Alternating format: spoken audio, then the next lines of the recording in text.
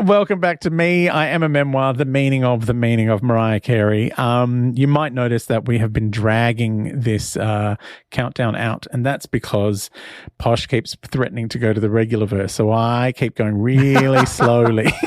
It's because of your awful opinions. Your opinions seem so regular that we have to go back there to check for your sanity. I'm like, oh my God. I'll go to your house and I'll go to Daydream and I'll open it up and it's actually a regular verse version where she's sung all of the songs. Oh God, my God. Can you imagine? Imagine how ordinary that would sound. Well, I mean, she hasn't really sung them. But someone did. Someone did. But isn't it? Yeah, but isn't Mariah. Oh my goodness, this is so dumb. I love it. But it does make me feel better that that's why your opinions are terrible. But it's the regular it's because verse. we're being to the regular verse. The regular verse is like, it's still bits of it stuck on me. It did, yeah. It's the flat. It's Bilo. It's like it's stuck to you. Bilo. It's stuck. It's like a sliver in my heart, and it's turned me dark. Anyway, goodness. The regular verse is coming back very soon. So before we get there, let's spend some more time wallowing in the top 5 most glorious Mariah Carey albums of all time, according to us individually. Yeah. All right, let's break it on down.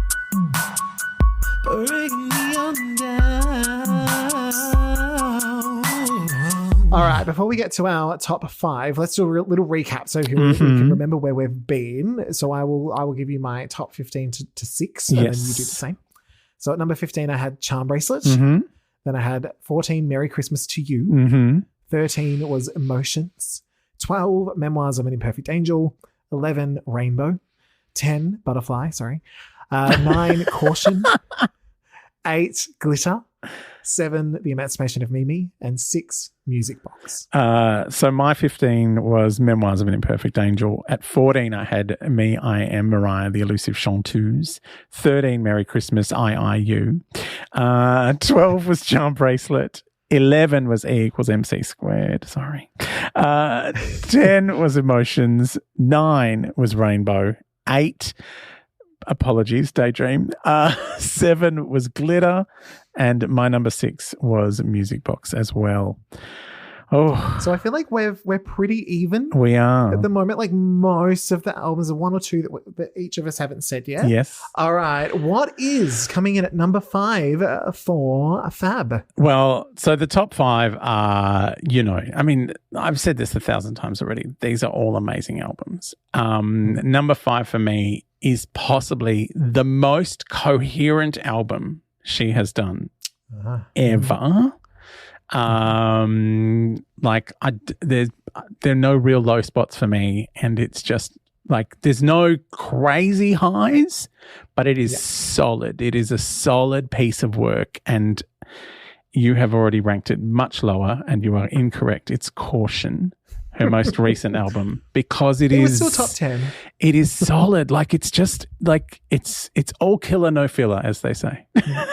Like there's a consistency. Every song leads into the next song. Like I can't think of one without thinking of the next one. And like, is the next one coming? Oh, I can't wait to hear that one. It's like the fact that, one of my favorite songs on there is like kind of doesn't even feel like a standout. Like is amazing. Like, usually I go, oh, I love this. Like, like last episode we were talking about Music Box, and it's like, well, it's got Hero on it. And you're like, everyone knows Hero. And this one is like, I kind of enjoy every song. And when they come on, I find each of them still surprising.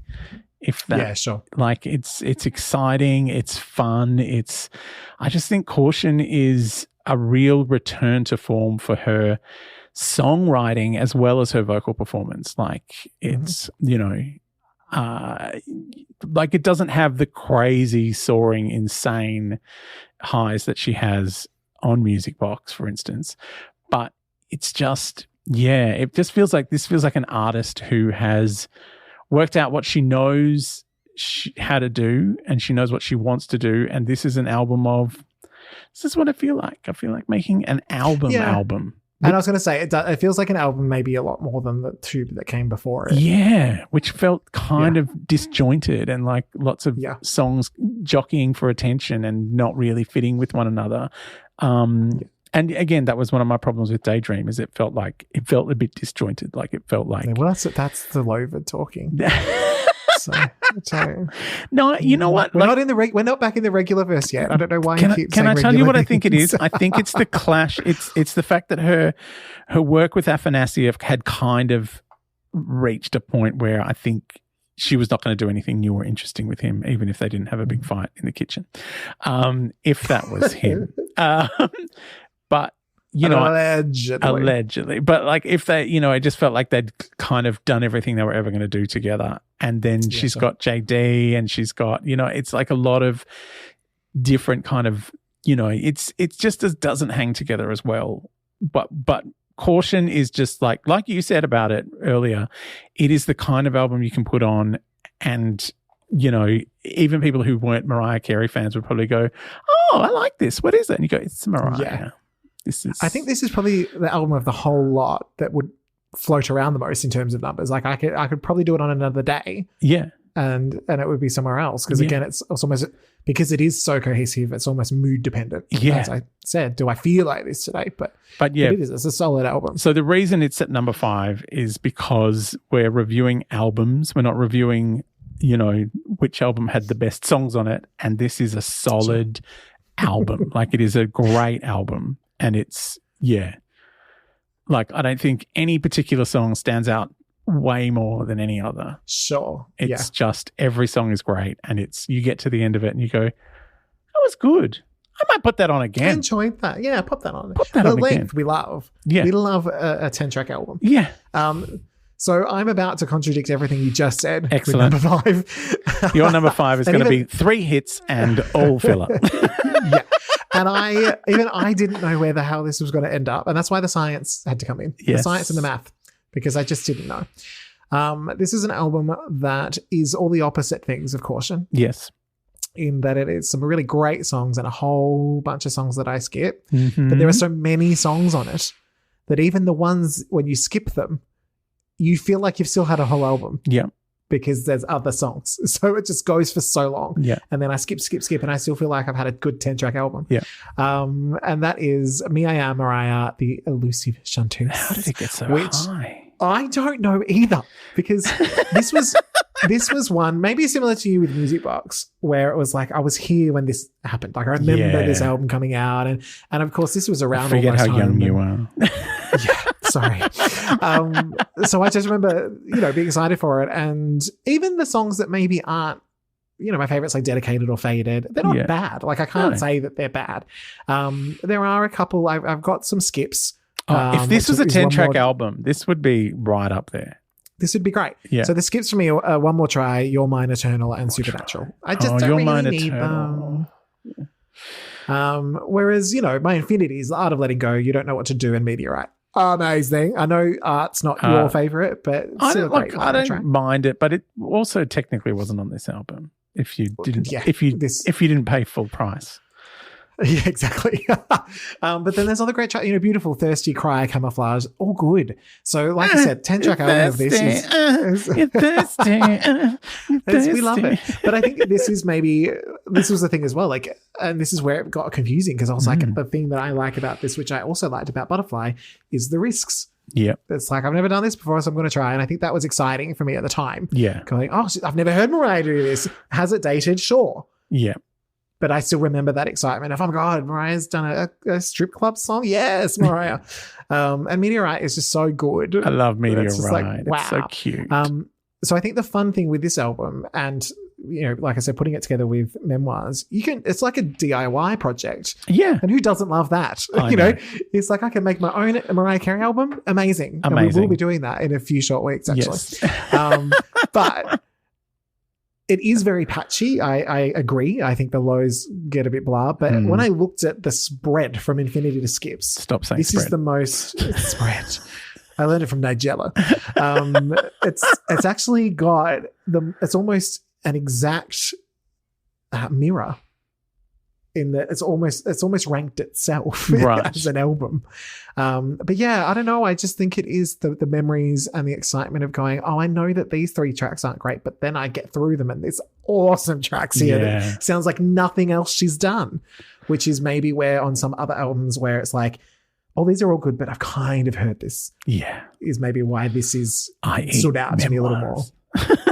Yeah, pretty much. Which is like, get rid of the... Which was risk-taking lyrically, but she wasn't doing anything crazy vocally, and the melodies were, whatever. Yeah. Yeah. And so, honestly, like, taking those 2 albums, putting them together has, like you said, like, it would just make a fantastic album. I mean, it kind of is anyway. It's got the best bits of the memoirs. Yeah, on the deluxe. The deluxe with the art of letting go. But we ignore the one with that person that we don't know. Yeah. If only she'd put Almost Home on there. It could have gone much higher. And so good. The non, like the dance mix of Triumphant, which is actually a banger. Yeah. You'll have to pop that in our remix this episode, which is also coming up. Oh my God, we've got so many episodes coming up. Oh, seriously, guys, you have no idea. For a podcast about a book that we finished the book a year ago. Yeah. This album it really runs the gamut of everything. And that's why I, for some unknown reason, I do enjoy it, even though like you sort of mentioned, it maybe doesn't totally hold together as an album. It's an experience. It is. So it's a roller coaster. It is. And Mariah loves roller coasters, she does. As we saw in the fantasy video. I've seen the fantasy video. All right. Bringing us to number 4. What is your number 4? Look, this might also be controversial. I mean, it's in the top 5, so there's no controversy here anymore. Well, they're not as controversial as me, but it is. And this is, look, it's probably controversial because there's only maybe 3 songs that she's written on this album. The rest of them are covers, many of them in public domain. It's Mariah Carey's Merry Christmas. Right.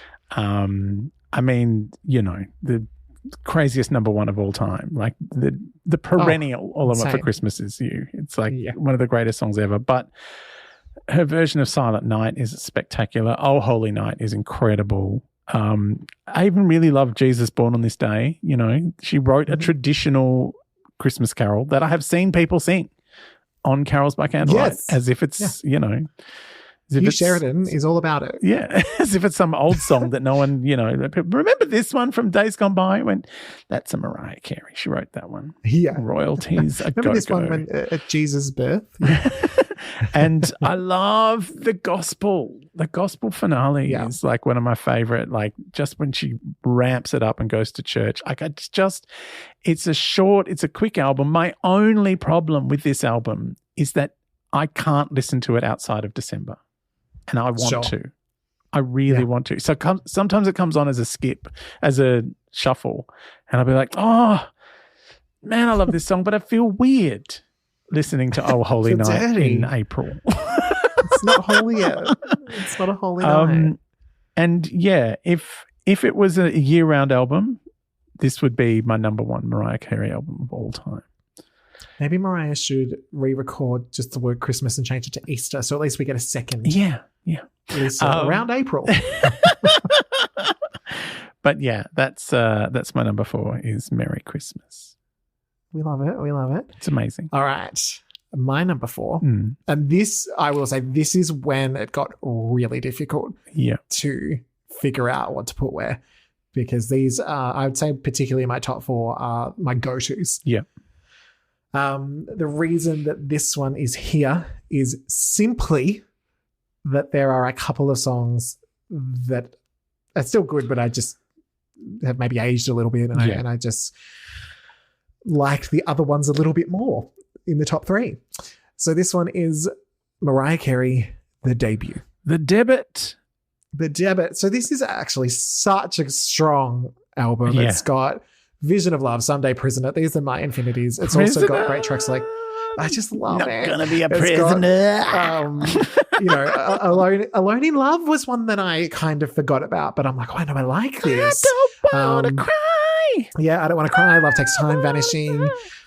The ones that maybe aren't, 100% go back to all the time are probably All in Your Mind, There's Got to Be a Way, and Sent from Up Above. But then I remember them, like, if that makes sense. What about You They're Need just not Me? my favorites. Do you love You Need Me? You Need Me is probably my one skip, but it's still camp. Because it's got that Black Cat guitar.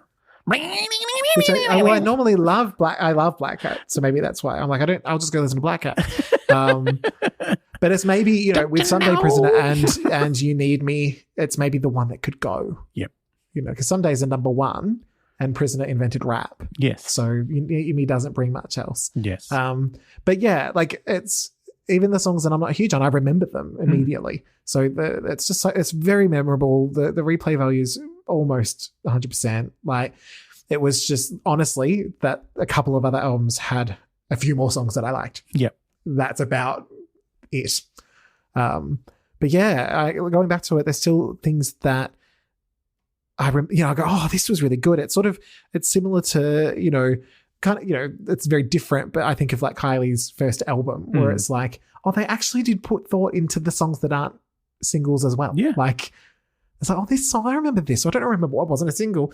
Unlike maybe something like, Britney's first album or a regular album. It was just the singles. Well, I think that's because this was made as an album and then singles were pulled off it and kept charting. And because everyone's like, oh, who is this? We love her. Yeah, what is that voice? Yeah.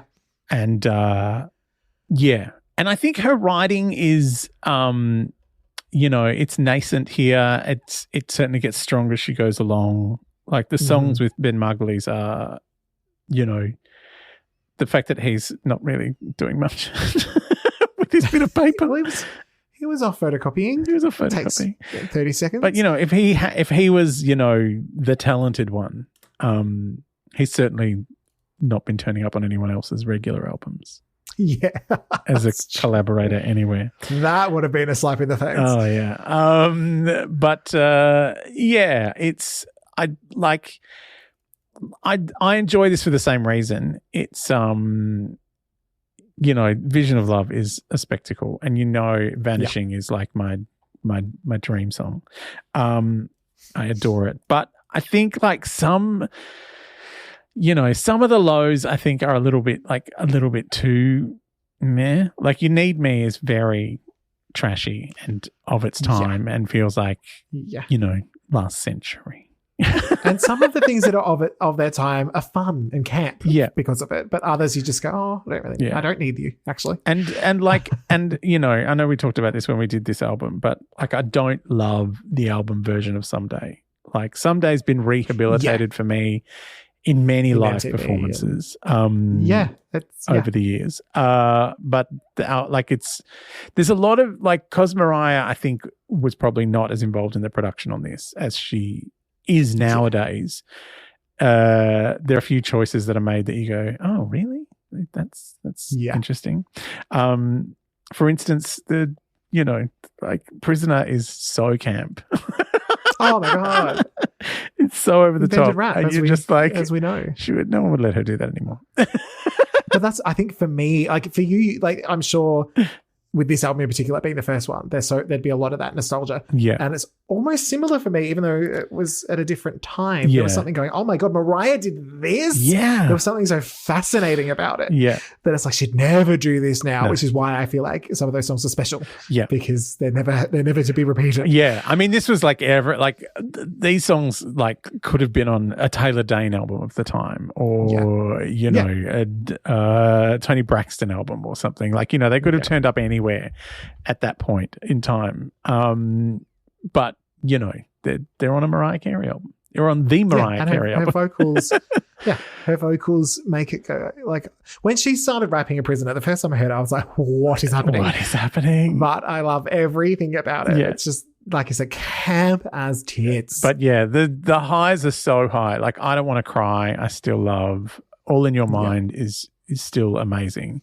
And All in Your Mind still reminds me of the the video, the VHS that came out with this album, where it was just her and her backup singers just sitting around singing it a cappella, and she was just going for the sitting in a chair. I'm like, of course, this is what you do backstage for fun. It's funny because even though this person couldn't sing the song like Mariah can, for some reason I've always gotten Gloria Estefan vibes from it. I can imagine her doing this song if you know, Mariah was going to do another hit for her other than Hero. She'd be like, oh, do it all in your mind. Yeah, just do a cover of it, Gloria. You can, don't squeal. Don't try to do that. But you'll be fine. No. Gloria would have a sing ball it as, you know, a catchy little fun jaunty song. Great. Yeah. Love Takes Time though is epic as well. Like, you know, the fact that it does feel like a song from a different album. Like when you hear this album, it feels like, oh, this one doesn't belong here. Like, yeah. But I think it almost would have felt the same on Emotions. I think it would have fit in more with Can't Let Go. And yeah, true. And yeah, the singles. Yeah, it would have slotted in a bit better. Yeah, because there's so much Afanasieff on that album, whereas it's the only song she wrote with him on this one. And he produced it as well with her. And it's, you know, he was mad for that weird tinkly noise. Yeah, I don't always love the blinky plug. The blinky plug. But I also think the vocals on this are insane. Incredible. Like Vanishing. The most crisp. It's just her and the piano. Yeah. And that's it. And it is breathtaking. Yeah. And you don't get that really in many other places. No. Not in that way, not that simply. No. Put, and, you know, as she has said later, like that was the first time she realized she was producing. Like, and she wanted a producer credit because she was doing stuff. And they're like, no. And she's like, well, you can't say I didn't produce this because it was just me and that old mate with the piano. Yeah. So I take it that this is your number 3. This is my number 3, yes. Yes. I thought somewhere in there. We had to be getting towards these ones somewhere. Yeah. I know. Like it was, I was really like, I want it to be my number 1, but there's just a few too many. I think I love that one just for nostalgia. Which is kind of why it was my number 4. Yeah. Same kind of reason. So what's your number 3? I think we've inverted our number 3 and 4 because my number 3 is Merry Christmas. Oh, this, I have to say, was a total surprise that it was here. That it was so high. I thought, it'll be somewhere in the middle. You know, it's a Christmas album. You accused me of, you know, loving a song that she didn't write. But no, fine. A whole album she didn't write. But I think the songs she wrote though. Oh, I know. She done wrote. She wrote a gospel song and a traditional carol and one of the most enduring Christmas songs of all time. All time. And so when I went to it, this is also another one that over the last couple of Christmases, you know, we've had our playlists, and so I've thrown some more in there. And I've really discovered the ones that I'd never heard. And so, you know, my infinities are All I Want for Christmas Is You, obviously. But I've thrown Oh Holy Night, amazing. Christmas Baby Please Come Home, and Jesus, Oh What a Wonderful Child, all new to infinity. I wish Ding-a-ling-a-ling-a-ding-dong-ding was on this album because she rips one apart as well. Yes. And then, you know, Hark the Herald Angels Sing, Santa Claus is Coming to Town, Jesus Born on This Day, Miss You Most at Christmas Time, and God Rest Ye Merry Gentlemen. All great. Yeah. So for me, the only ones that like Joy to the World is just okay. Like I get it's a traditional. I always forget Miss You Most at Christmas Time is on there. Yeah. And the funny thing is, one of my favorite songs of all time is probably my only skip on this. And that's just because I have another version that I love, or a few versions that I love, and that's Silent Night. But it's just not my favorite rendition of it. Yeah. It's nothing to do with Mariah. It's just that it's a song I've loved for a long time, outside of Mariah. Yes.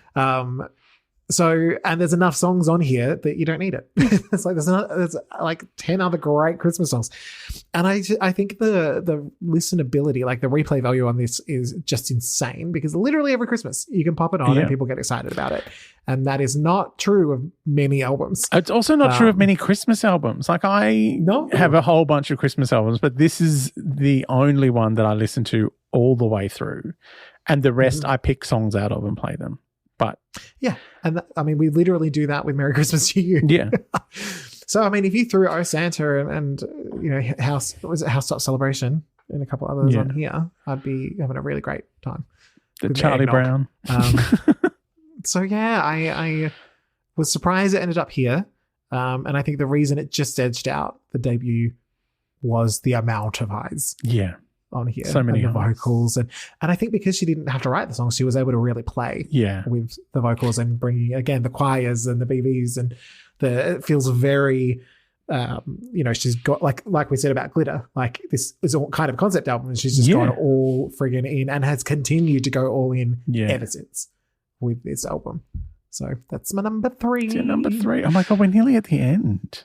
We are, and we're going to have very different top 2s. Yeah, we are. Because we now know what's in each other's top 2s, just don't know which position. Yes. Although I feel like you could probably guess mine. Yeah, I can totally guess yours. What is your number 2 bestest Mariah Carey album? My number 2 bestest Mariah Carey album. Please clear some room in your closet for the shirts and hits. The Emancipation of Mimi, including the deluxe. You do love some Not Forgetting About Us. Don't Forget About Us is one of my favorites. And the dance mix is amazing. I mean... And keep in mind, I haven't heard the remixes yet, so I may change. We have to do this all over again if I like some remixes. So when it came out, you know, I loved it. It was amazing, but it wasn't kind of like a go-to album. This is one of those albums that I got excited about before it came out because there were like little snippets of it being released online. So I heard like To the Floor, I think, and a couple of others. And I was like, oh, cool. These sound like cool Mariah songs. And, you know, then the album came out and I was like, oh, yeah, these are all right. This is fine. Oh, this is a nice ballad. And then it's just like it just kept going. Like the album just kept going. And the more I listen to it, the more I go, again, talking about, like I was saying with Caution, complete albums. Like I don't have many points on this album where I'm like, oh, I don't want to hear this song. Like, it just all feels incredible, like from go to woe, which is weird because it's a lot of different producers. It's a lot of different people. But I think it's that thing that Mariah had where it's like, you know, she's kind of the overriding force of everything. And as JD said about this album, you know, he was like, feel like on the last couple of albums, we didn't get to hear Mariah be Mariah. And we needed to hear the voice again. And it is certainly in full force on a number of these tracks. And she certainly had some things to say. She had some things to prove. She had some things to prove. And as she said, like so the fire was lit. In the book, you know, this was the first album she recorded after a long period of vocal rest, an actual rest. Yeah. And I feel like, you know, like in my chart, it's just right behind the debut album, and it's like, oh well, it's like her other debut. It's like the debut of Mariah 2.0. I mean, she was emancipated. I'm an adult now. She was. I'm 12 now. Yeah, she's fully 12. So, but yeah, just like so many great songs, and I mean, like it's one, like We Belong Together is one of those songs that would hold an album aloft on its own, but it's not alone. Like, you know, there are so many great songs in there, and like making really good use of guest features, like which I think were not handled as well on some of her other albums. Like, you know, sometimes there's features like you're not adding anything to this album. Like like this is just some guy who's come in to have a little shout near you. Whereas, I mean, and you know, as we heard on someone's very regular album, sometimes a feature can really, really make you look bad. But yeah, I think this is great fun. Like it's one of those albums, like I wasn't my favorite album of Mariah's when it first came out, but it has become this incredible thing because I can listen to it over and over again and go, oh yeah, this one. Oh, that's right. This song. I love it. Oh, this is amazing. And yeah, with the other albums, I kind of go, I do that with my favorites, but I don't, you know, the album tracks, which you always kind of forget, the non-hits. But I mean, it's hard on that album because there's so many hits. And I think that is part of it. It's like there are so many hits. Like I'm just like, oh, it's JD being fun. Like it's it's the emancipation of Mimi. It's amazing. Okay. Ready for my number 2? Wow, you're steaming number 2. Yeah, bring it on. Steaming number 2. So this is an album that I had no idea where it was going to go. Mm-hmm. People who have listened know that I've enjoyed it. Yes. But when I first listened to it, I forgot. I hated this when I first listened to it.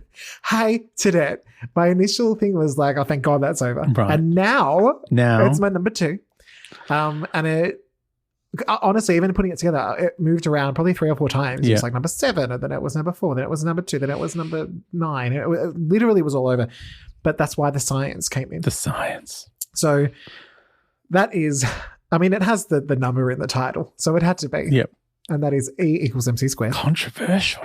I mean, it's controversial, but it's got some great songs on it. It's got, and the thing that I, similar to really, I was talking about earlier, like something like Rainbow and Butterfly, they're 50-50s for me. Yeah. Where it's like there's some great stuff on here, and then there's just some stuff that's just not for me. Yeah. And that's fine. Yeah. That's albums. But this one, looking at it, maybe it's not got a whole lot of infinities. I've got For the Record and Side Effects as my infinities. Oh, that's right. For the Record, which because I love For the Record. which you love even more as time has gone on. Like I will tell you, everyone, talks about Posh just texts me lyrics of it every now and again to go, what about this? This is from the Record. I went, yeah, I know. Well, because she says all them other regularities, they can't compete with MC. Yeah. Regularities, regular people. Regularity.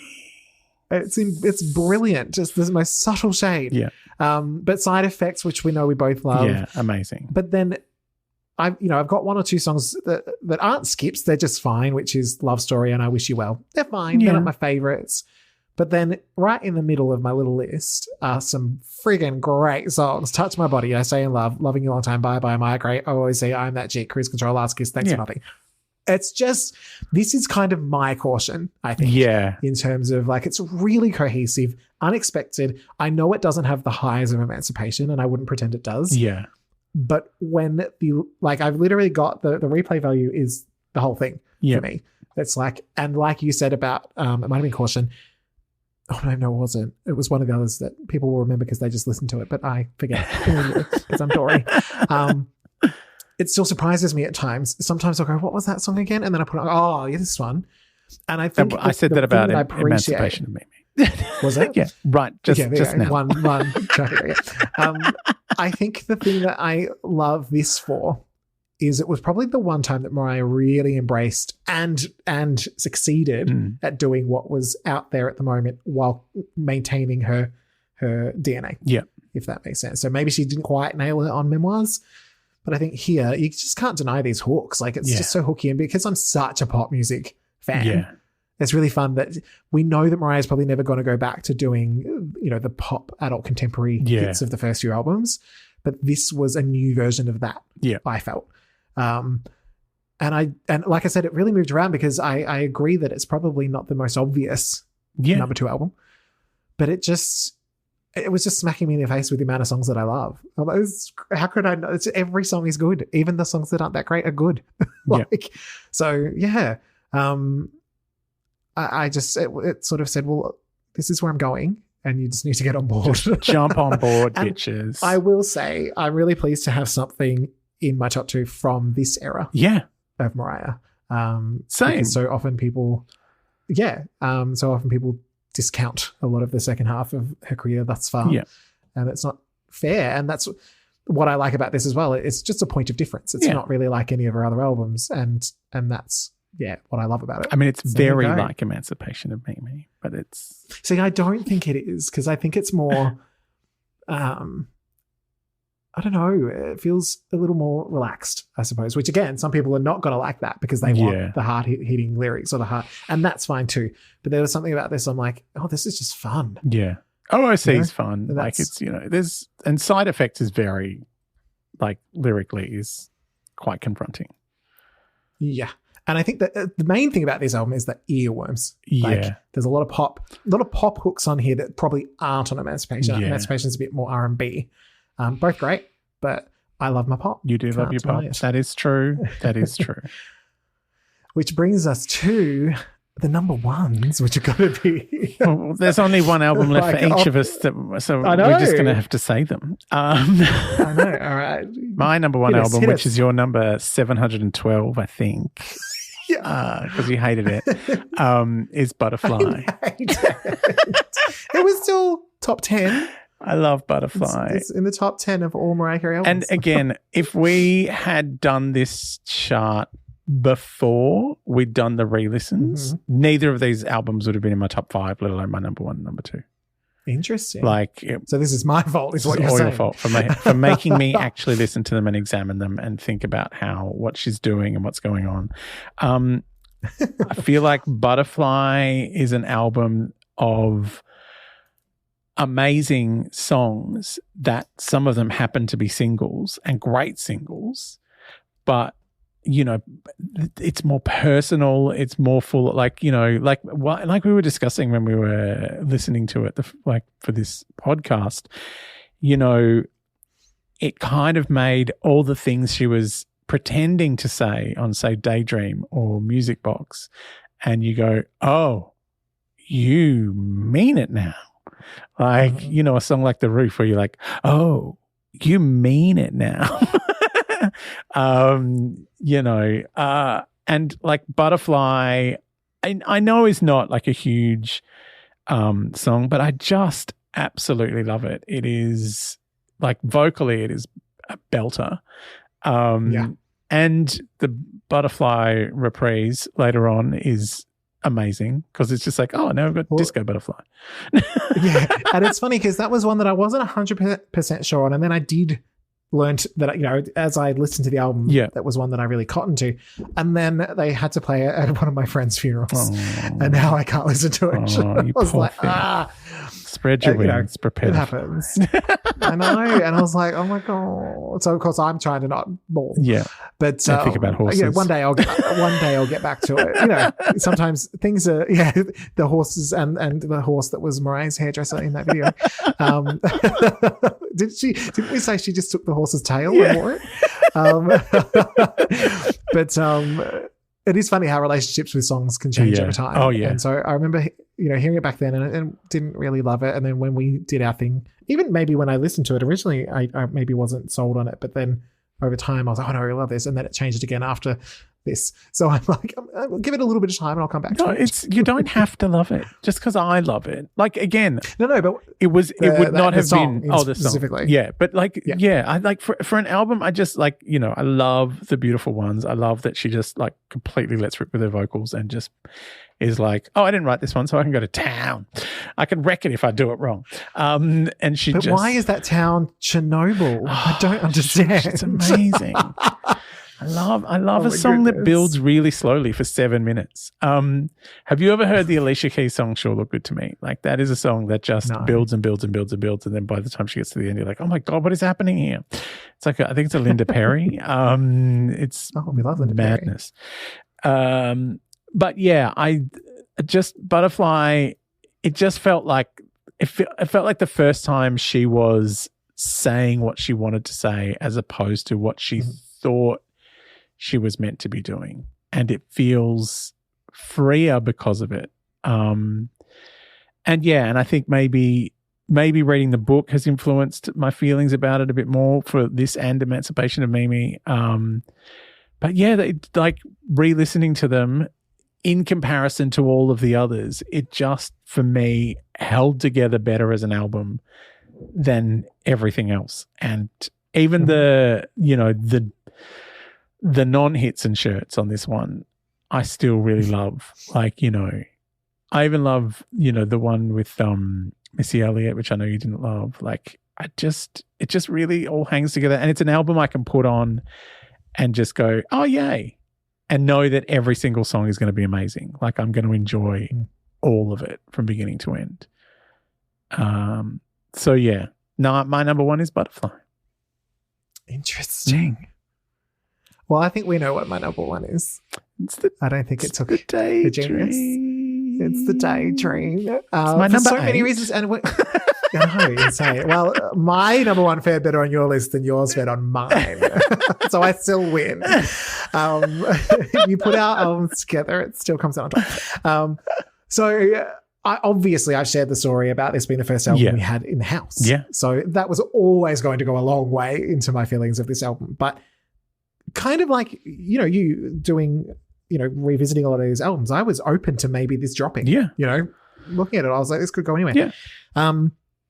Funnily, a lot of the things that you said that maybe weren't your favorite about this album are the reason why I love it so much, which is that I feel like this is the perfect bridge between who Mariah used to be and who she needs to become.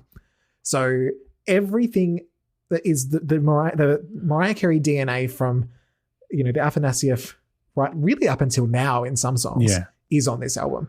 With you've got, you maybe don't have quite as big a belts as maybe on Music Box, but you've got Open Arms, you've got One Sweet Day, you've got the ballads. They're there. I will say when I saw you, if we were ranking all of her songs as opposed to her albums, like a lot of the songs on Daydream would be a lot higher than a lot of the songs on all the other albums that I've got here. Yes, sure. And I think that was part of it as well. It just kind of smacks you in the face with great songs. So I can understand where you're coming from, but I can also understand that my reasoning is exactly the opposite, if that makes sense.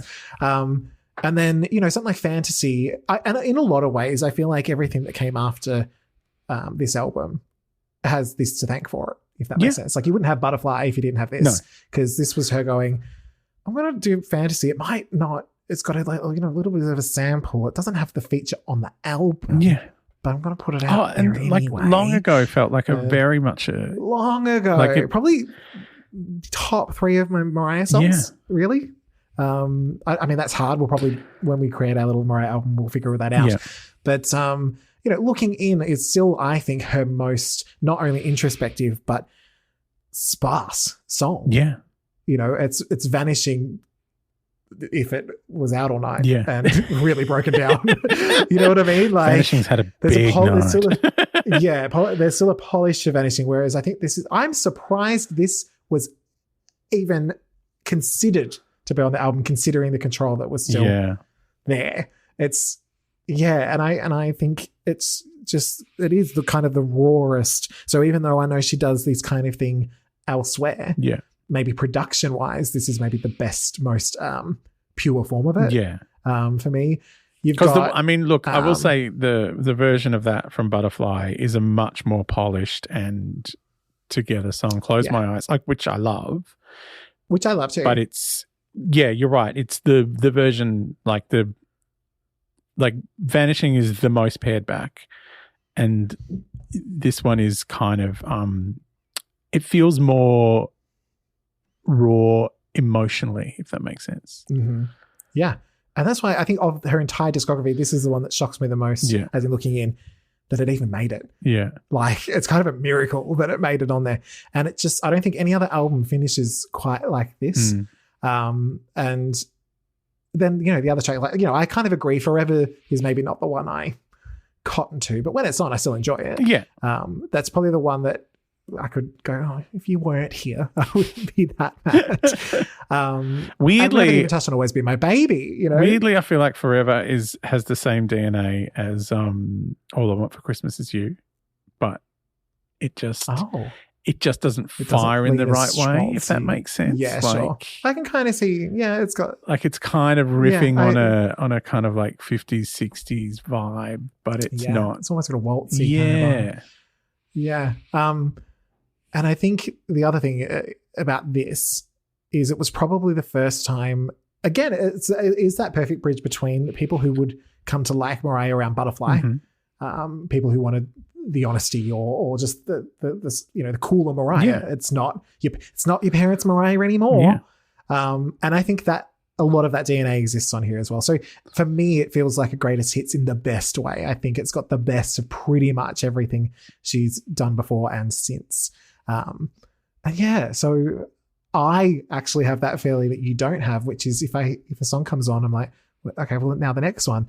The one track that isn't my favorite is Underneath the Stars, but I know that it's really loved, and I have learned to enjoy it more because we've done this thing. Yeah. And it's, I mean, I know I call it a disease when I say a song has Underneath the Stars-itis. But so much of that is, it's the song between Fantasy and One Sweet Day. I mean, come on. Yeah. Like, let me go straight to One Sweet Day. I was 5 years old, everyone. I needed my big radio ballad.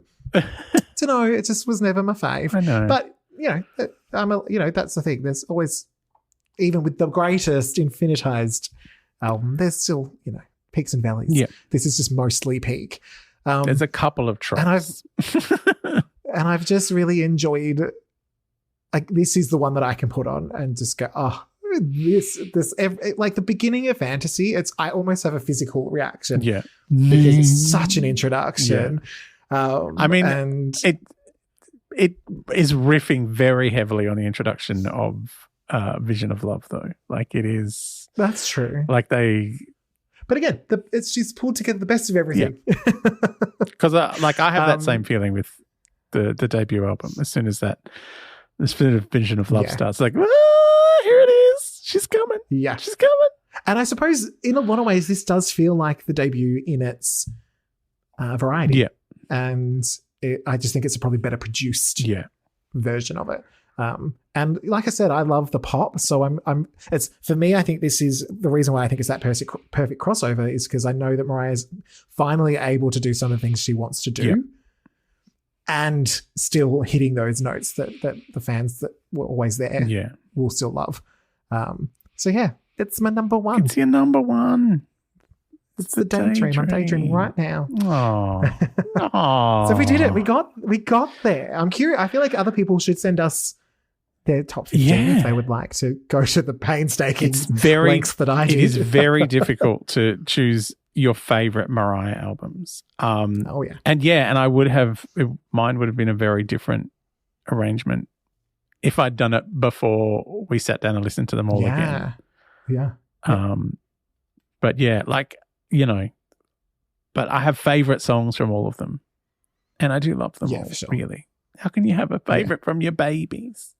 I know. You need to go, when we get off this podcast, you need to go and look at Daydream in the eye and apologize.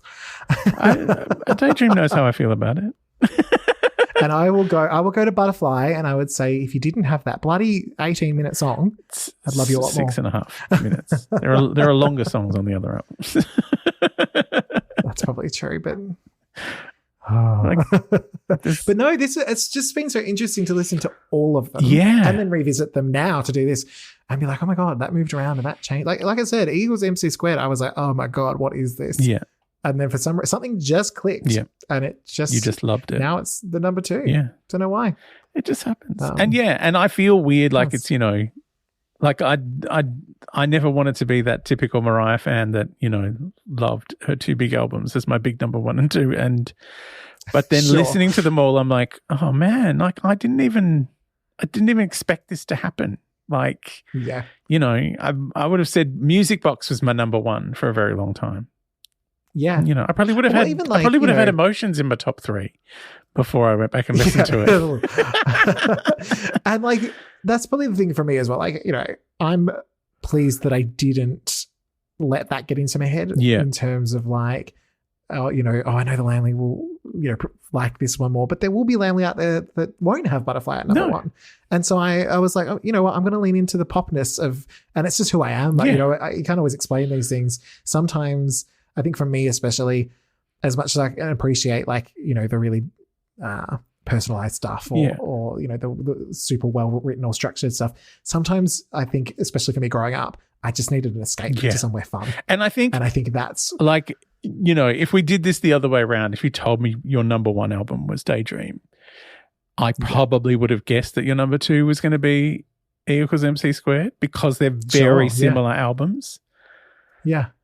Well, it's funny because I don't think of them in similar ways except for the popness. Yeah. Like, I would, I think the highs on Daydream are a lot higher than the ones on E = MC squared. But just there's a consistency of, And it's probably of the hooks. moment That's pop. probably, yeah, they're both really hooky albums. Yeah. Like both of them. Yeah. And I think that Even Underneath the Stars is quite hooked. And look, I don't hate it anymore. So that's something. But no, I often was the kid who loved this kind of thing and then would get picked on by the stronger or the louder people saying, oh, but Butterfly or this or, Emancipation or whatever is better. And I'm like, you can think that. Yeah. And I'm fine with that. But I just don't personally feel that way. And so going and doing it, I was like, I'm so glad I didn't just say it because it's popular. Yeah. I was like, no, I'm gonna be honest and put my babies at the top. Yeah. I find and that there might be someone out there who goes, Emotions is my number one album. Oh. And it probably is. Merry Christmas to it You probably is was my number one album for a long time. Yeah. So that's why I would love to hear from other people who are like, oh my God, you know what is my number one? Rainbow. Yeah. Is my number one. That'd be interesting. And why? What's your number one? You can email us, meamemoir@gmail.com, or just get us on the socials where Me I Am a Memoir at Instagram and Twitter and the Facebook. Send us a message if you don't want to do it publicly. We're more than happy to, and we can hide your identity if needs be. Ooh, I know. Amazing. We'll hide your identity in a Mariah album. Yeah. So it'd be like the witness relocation. What is it? Is that what it's called? Witness relocation. Witness protection program. Protection, but you'll be in a Mariah album. Yeah. That'd be amazing. Yeah. Like we'll rename you. We'll rename you as big number one made during a big number two. All right. Are we almost home?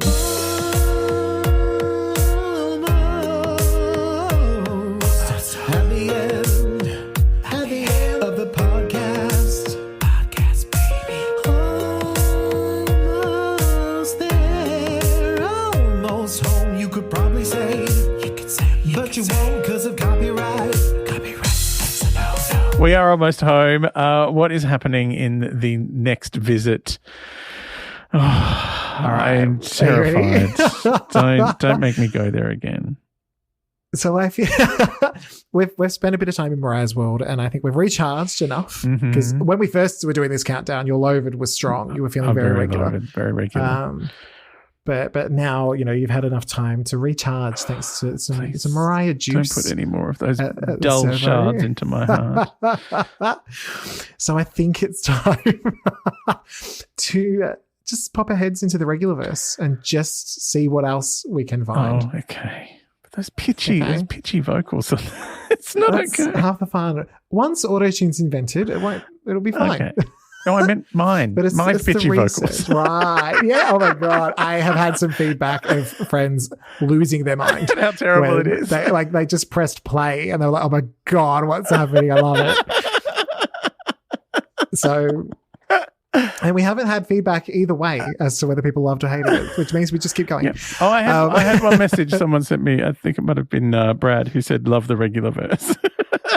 Heaven. Is this Brad who was going to watch? He still hasn't watched it. Oh my God. I know. It's taking the world's longest run. It's because he realized he doesn't have birthdays anymore. He has anniversaries. And because of math, he forgot when it was. Yeah. You'll have to do it for Christmas. He needs some lands to remember. Oh, it's still a planned thing. It just hasn't happened yet. Oh, I love it. I honestly feel like if I go back and watch Glitter again, I will watch it without commentary. Oh, you have to. Because then it'll be like I have friends. Yeah. At Christmas. At Christmas. And then watch our Christmas commentary and our Divas commentary. Yeah. So much commentary. So many commentaries. But yeah, look, it's going to be scary, but we'll be heading back into the regular verse, and it's okay because we've got each other. Yeah. And our terrible opinions. Yeah. So you can put your opinion back about Daydream where you got it. Still like them all. The center of the regular verse, right next to Buy Low. All right. That's it. All right. Buy Low, Lamely. Buy Low. I can't even go as pitchy as that. Buy Low. Come what may. Nicole's back. All right. Bye. Bye.